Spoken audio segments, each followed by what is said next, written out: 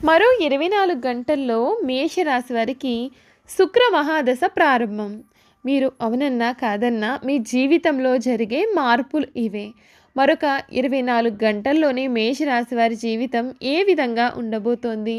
వీరి జీవితంలో ఎటువంటి మార్పులు జరగబోతున్నాయి? వీరి విద్య, ఉద్యోగ, వ్యాపార, వైవాహిక జీవితాల్లో ఏ విధమైనటువంటి మార్పులు రాబోతున్నాయి అనే విషయాల గురించి కూడా మనం ఇప్పుడు ఈ వీడియో ద్వారా అయితే తెలుసుకుందామండి. అంతకన్నా ముందుగా మీలో ఎవరైనా సరే కొత్తగా మన ఛానల్ని కనుక చూస్తూ ఉన్నట్లయితే తప్పకుండా వీడియోని లైక్ చేయండి. తప్పకుండా మన ఛానల్ని సబ్స్క్రైబ్ చేసుకోవడం మర్చిపోకండి. సబ్స్క్రైబ్ చేసుకోవడంతో పాటుగా పక్కనే ఉన్న బెల్ ఐకాన్లో ఆల్ని ట్యాప్ చేయండి. ఇలా చేయడం ద్వారా మేము పెట్టే ప్రతి వీడియో కూడా మీకు నోటిఫికేషన్ రూపంలో కనిపిస్తుంది. మీరు మిస్ కాకుండా మన వీడియోని అయితే చూడగలుగుతారు. ఇక వీడియోలోకి వెళ్ళిపోయి మేషరాశి వారి గురించి తెలుసుకుందాం. అశ్విని నక్షత్రం 1, 2, 3, 4 పాదాలు, భరణి నక్షత్రం 1, 2, 3, 4 పాదాలు మరియు కృత్తికా నక్షత్రం 1వ పాదంలో జన్మించిన వారు మేషరాశికి చెందుతారు. మేషరాశి వారి చిహ్నము గొర్రె. మేషరాశి వారికి అధిపతి కుజుడు కావున ఈ రాశి వారు శాస్త్ర విద్య, సాంకేతిక విద్య, యుద్ధ విద్యలు అలాగే ఏదైనా కొత్త టెక్నాలజీ నేర్చుకోవడంలోనూ కొత్త పరికరాలను తయారు చేయడంలోనూ ఆరితేరి ఉంటారు. భారీ వాహనాలను నడపడం, యుద్ధ ట్యాంకులను నడపడం, నేవీకి సంబంధించిన వాహనాలు నడపడం, యుద్ధ విమాన పైలట్లుగాను అన్ని సంబంధమైన సాంకేతిక వ్యవహారాలన్నింటిలో కూడా వీరు నిష్ఠాతులుగా చెప్పవచ్చు. మేషరాశి వారికి ఈ సమయంలో మీ రంగాలలో మనోబలం తగ్గకుండా చూసుకోవాలి. కుటుంబ సభ్యుల సహకారం కూడా చాలా అవసరం. కొన్ని సంఘటనలు మీకు మనోవిచారాన్ని కలిగించే అవకాశాలు ఉన్నాయి. అనవసరమైన ఖర్చులు చేయాల్సిన పరిస్థితులు కూడా వస్తాయి. గణపతి స్తోత్రం చదవండి, మంచి జరుగుతుంది. గత అనుభవంతో పనిచేస్తే అనుకున్నది సాధిస్తారు. విందు వినోద కార్యక్రమాల్లో కూడా మీరు పాల్గొంటారు. మీ ప్రతిభ పనితీరుకు అధికారులు లేదా పెద్దల నుండి ప్రశంసలు కూడా లభిస్తాయండి. వృత్తి, ఉద్యోగ, వ్యాపారాది రంగాల్లో అభివృద్ధికి సంబంధించిన శుభవార్తలను కూడా మీరు వింటారు. ప్రారంభించిన పనులలో ఆటంకాలు ఎదురైనప్పటికీ కూడా వాటిని మీరు అధిగమించే ప్రయత్నాలు చేస్తారు. కుటుంబంలో చిన్నపాటి అభిప్రాయ భేదాలు కూడా కలుగుతాయండి. అనారోగ్య సమస్యలను నిర్లక్ష్యం చేయవద్దు. బంధుమిత్రుల పట్ల ధన వ్యయం జరిగే అవకాశాలు ఉన్నాయి కాబట్టి జాగ్రత్త పడండి. గురు ధ్యానం, రాహు శ్లోకం చదివితే మీకు అన్నింటా కూడా మంచి సత్ఫలితాలను అయితే మీరు పొందబోతూ ఉన్నారని చెప్పడంలో సందేహం లేదు. ఈ రాశి వారికి ఈ సంవత్సరం అంతా కూడా శని 11వ ఇల్లు అయిన కుంభరాశిలో సంచరిస్తాడు. రాహు మీనరాశిలో 12వ ఇంట్లో మరియు కేతువు కన్యా రాశిలో 6వ ఇంట్లో సంచరిస్తారు. సంవత్సర ఆరంభం నుండి కూడా గురువు 1వ ఇంట్లో ఇల్లు అయినటువంటి మేషరాశిలో సంచరిస్తున్నాడు మరియు మే 1వ తేదీన 2వ ఇల్లు అయిన వృషభ రాశిలోకి కూడా మారుతాడు. వ్యాపారస్తులకు ఈ సంవత్సరం అయితే చాలా అనుకూలమైనటువంటిదిగా ఉంటుంది. ఈ రాశి వారికి ముఖ్యంగా మేషరాశి వారికి ఈ సమయంలో అంటే మరొక 24 గంటల్లోనే శుక్ర మహాదశ ప్రారంభం కాబోతుంది. ఆ శుక్ర మహాదశ కారణంగా వీరి జీవితం చాలా అద్భుతమైనటువంటి ఫలితాలను అనుభవించబోతోంది అని చెప్పడంలో అస్సలు సందేహం అనేదే కనిపించడం లేదండి. ఈ రాశివారు ఈ సమయంలో వ్యాపారంలో మంచి అభివృద్ధిని కూడా చూస్తారు. కొత్త వ్యక్తులతో భాగస్వామ్య వ్యాపారం ఆరంభించడం కానీ కొత్త వ్యాపారాన్ని వీరు ఆరంభించడం కానీ చూస్తారు. మీరు వ్యాపారం చేసే ప్రదేశంతో పాటుగా కొత్త ప్రాంతాలలో వ్యాపార శాఖలను ప్రారంభించే అవకాశాలు కూడా ఉంటాయండి. వ్యాపార పరంగా గతంలో ఉన్న న్యాయ వివాదాలకు కానీ సమస్యలు కానీ ఈ సంవత్సర ప్రథమార్థంలో తొలగిపోతాయి. మీ యొక్క ఆలోచనలు సరైన ఫలితాలను ఇవ్వడం మరియు మీరు నిజాయితీగా ఉండడం వలన మీ యొక్క వినియోగదారుల నమ్మకాన్ని, వ్యాపారంలో విజయాన్ని కూడా మీరు పొందుతారు. అయితే ఈ సమయంలో ఆర్థిక అభివృద్ధి సామాన్యంగా ఉంటుంది.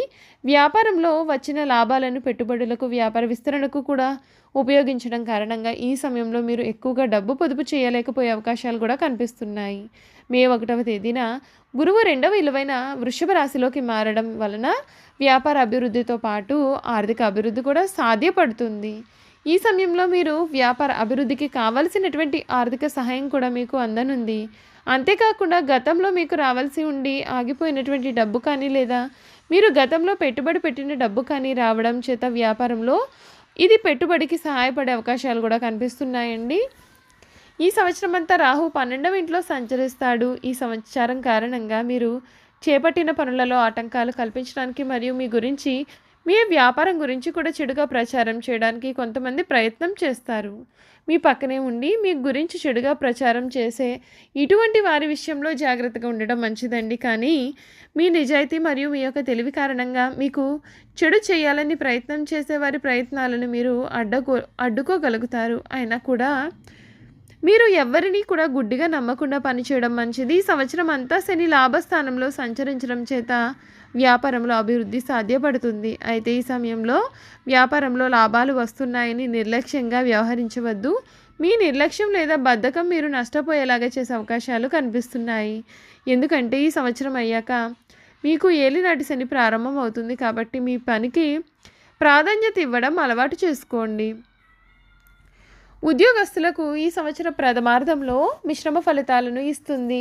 ఏప్రిల్ తర్వాత నుండి కూడా చాలా మంచి ఫలితాలను పొందుతారండి. ఏప్రిల్ వరకు గురువు గోచరం 1వ ఇంట్లో ఉండడం చేతి సమయంలో ఉద్యోగంలో మార్పులు జరిగే అవకాశాలు కూడా ఉన్నాయి. అయితే అంతేకాకుండా విదేశాలకు కూడా వెళ్ళడం జరగబోతోంది.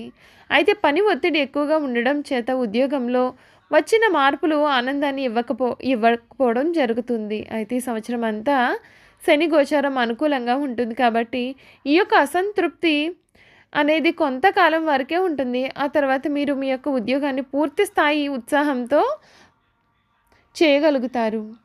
మే నుండి గురువు గోచారం 2వ ఇంట్లో ఉండడం చేతి సమయంలో పదోన్నతి లభించడం కానీ లేదా ఆర్థిక అభివృద్ధి కానీ జరుగుతుంది. మీరు ఎంతో కాలంగా ఎదురు చూస్తున్న పదోన్నతి అవ్వడం చేత ఉత్సాహంగా పదోన్నతి కారణంగా వచ్చిన బాధ్యతలను నిర్వహిస్తారు. ఈ సమయంలో మీ పైన అధికారుల మద్దతు కూడా మీకు కలుగుతుంది. అంతేకాకుండా మీ మాటకు విలువ పెరగడం, మీ కార్యాలయంలో మీ గౌరవ మర్యాదలు పెరగడం కూడా జరుగుతుంది. కొన్నిసార్లు మీరు చేపట్టిన బాధ్యతలను బద్ధకం కారణంగా కానీ నిర్లక్ష్యం కారణంగా కానీ పూర్తి చేయలేకపోతారు. దాని కారణంగా మీ పైన అధికారుల కోపానికి గురి అయ్యేటటువంటి అవకాశాలు కూడా కనిపిస్తున్నాయి. అయితే మీ తప్పులను తొందరగానే తెలుసుకుని సరిదిద్దుకుంటారు. కాబట్టి ఈ సమస్య మీ వృత్తిపైన ఎటువంటి ప్రభావాన్ని కూడా చూపకపోవచ్చు. సంవత్సరం అంతా రాహుగోచారం 12వ ఇంట్లో ఉండడం వలన మీరు రహస్య శత్రువుల విషయంలో కొంత జాగ్రత్త వహించాల్సి ఉంటుంది. మీరు సాధించినటువంటి విజయాల కారణంగా మీ సహోద్యోగులు కానీ ఇతరులు కానీ మీ పైన ఈర్ష్య కారణంగా మీ గురించి తప్పుడు ప్రచారాలు చేయడం కానీ లేదా మీ ఉత్సాహానికి హాని కలిగేలాగా ప్రవర్తించడం కానీ చేసే అవకాశాలు ఉన్నాయి. దీని కారణంగా అప్పుడప్పుడు మీరు మానసిక ప్రశాంతతను కోల్పోయే అవకాశాలు కూడా కనిపిస్తున్నాయి. ముఖ్యంగా ఈ సంవత్సరం ప్రథమార్థంలో ఈ సమస్య ఉండే అవకాశం ఉంటుంది. ద్వితీయార్థంలో గురువు గోచారం అనుకూలంగా ఉంటుంది. కాబట్టి మీకు చెడు చేయాలి అని ప్రయత్నం చేసే వారి యొక్క ప్రయత్నాలను మీరు విజయవంతంగా అడ్డుకోగలుగుతారు. అంతేకాకుండా ఈ సమస్య కారణంగా మీ నిజాయితీ కానీ వృత్తి పట్ల నిబద్ధత కానీ మీ యొక్క కార్యాలయంలో మరియు మీపై అధికారులకు తెలిసే అవకాశాలు కూడా ఈ సమయంలో కనిపిస్తున్నాయి. చూసారు కదండి, మేషరాశి వారి జీవితం ఏ విధంగా ఉండబోతోంది మనం ఇప్పుడు క్లియర్గా తెలుసుకున్నాం కదా. వీరి జీవితంలో శుక్ర మహాదశ కారణంగా వీరికి ఎటువంటి అదృష్టం కూడా పట్టబోతోంది మనం ఇప్పుడు తెలుసుకున్నాం. ఈ వీడియో కనుక మీకు నచ్చినట్లయితే తప్పకుండా వీడియోని లైక్ చేయండి. తప్పకుండా మన ఛానల్ని సబ్స్క్రైబ్ చేసుకోవడం మర్చిపోకండి. సబ్స్క్రైబ్ చేసుకోవడంతో పాటుగా పక్కనే ఉన్న బెల్ ఐకాన్లో ఆల్ ట్యాప్ చేయండి. ఇలా చేయడం ద్వారా మేము పెట్టే ప్రతి వీడియో కూడా మీకు నోటిఫికేషన్ రూపంలో కనిపిస్తుందండి. మీరైతే మిస్ కాకుండా మన వీడియోని చూడగలుగుతారు. Thank you for watching.